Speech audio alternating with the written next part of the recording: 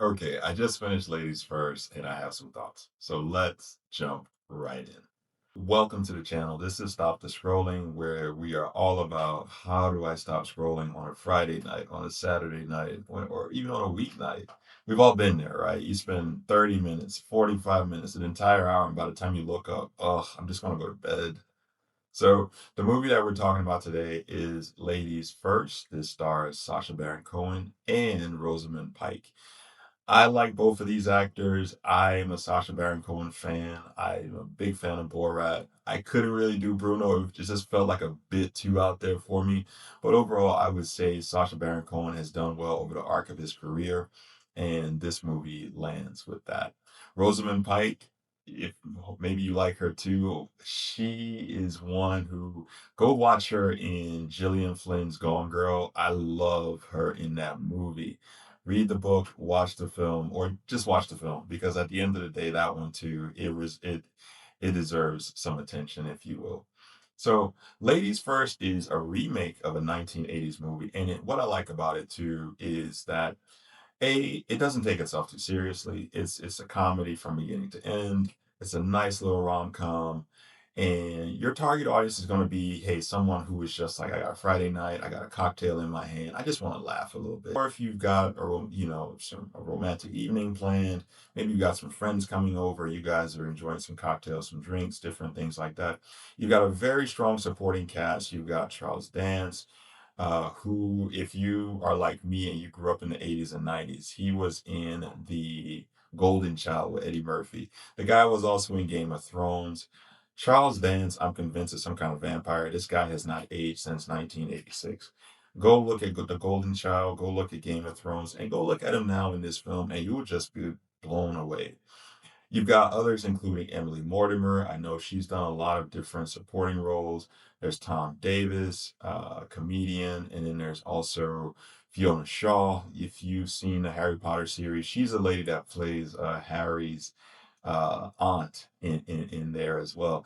You've also got Catherine Hunter, and the fella from Slow Horses, Apple Slow Horses. His name is Catif Kirwan. I hope I'm pronouncing that right. And you've got some others as well, including Bill Patterson and Richard Tennant. If we're giving it a scale of 1 to 10, if I'm just watching it by myself, I give it a 7. If I've got some good company, I'm gonna give it an 8 because it's got that fun factor. It's got that lightheartedness to it, where it doesn't take itself too seriously. You know, you see where the plot is going after a while, and that's something that I would say kind of takes away from the film. But at the same time, it's not something that takes away enough to where you won't want to make it to the end.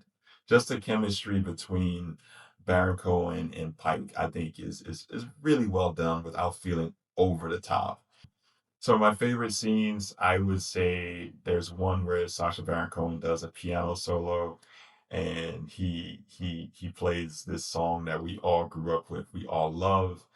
And I think there's just a matter of nostalgia for us. So that alone makes it worth it, in my opinion. That plus the one scene with him and Fiona Shaw, where he and her are together for a night, and it's too hilarious. So all in all, I mean, such a cleverly done movie.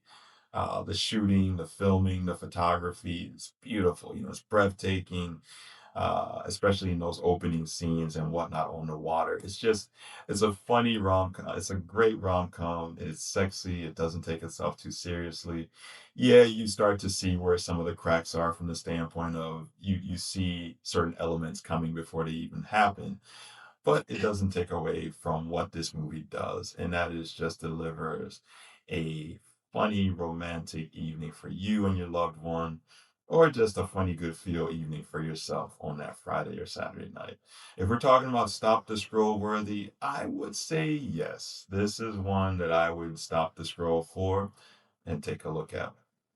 All right. Hey, if you watched the film, let me know, what are your thoughts on Ladies First? What are your thoughts on the performance, the acting, the photography, different things like that? Was it a stop the scroll worthy for a piece for you? Till next time, see you on the next film. Have a good one, guys. Take care.